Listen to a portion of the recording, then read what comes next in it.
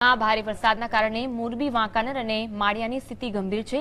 મચ્છુ 1 ડેમના 7 ફૂટે ઓવરફ્લો થયો છે, તો મચ્છુ 2 ડેમમાં 28 દરવાજા અને મચ્છુ 3 ડેમના 16 દરવાજા ખોલી નાખવામાં આવ્યા છે, જેથી મચ્છુ નદીમાં ઘોડાપૂર આવ્યા છે। તો વાંકાનેર અને મોરબી તેમજ માળિયામાંથી આશરે 3000નું સ્થળાંતર કરાયું છે।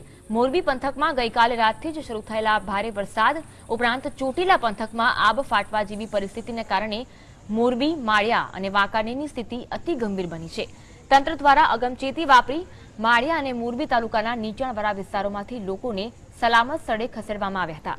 તો ડેમના દરવાજા ખોલતા મોરબી મચ્છુ નદી દરિયાની જેમ ઘૂંકવાટા મારી રહી હતી અને પાડાપુલની ગોળાઈ સુધી જલસ્તર પહોંચી ગયું હતું।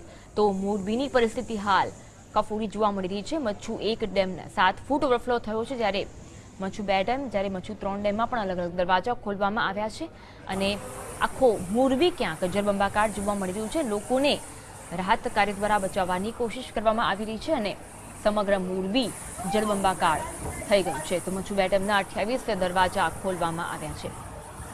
આપ એક્સક્લુઝિવ દ્રશ્યો જોઈ શકો છો કે મોરબીના આ દ્રશ્યો છે, મોરબીના મચ્છુ ડેમના આ દ્રશ્યો છે કે જેમાં 28 દરવાજા ખોલવામાં આવ્યા છે અને સાથે જ આજુબાજુના ગામોને પણ એલર્ટ કરવામાં આવ્યા છે અને સાથે જે લોકો ફસાયા છે તે લોકોને રેસ્ક્યુ કરવામાં આવી રહ્યા છે। મચ્છુ 1 ડેમ 7 ફૂટ ઓવરફ્લો થયો છે। એક્સક્લુઝિવ દ્રશ્યો જોઈ શકો છો મચ્છુ ડેમના કે મોરબીના મચ્છુ ડેમના દ્રશ્યો છે કે જ્યાં મચ્છુ 2 ડેમના 28 દરવાજા ખોલવામાં આવ્યા છે।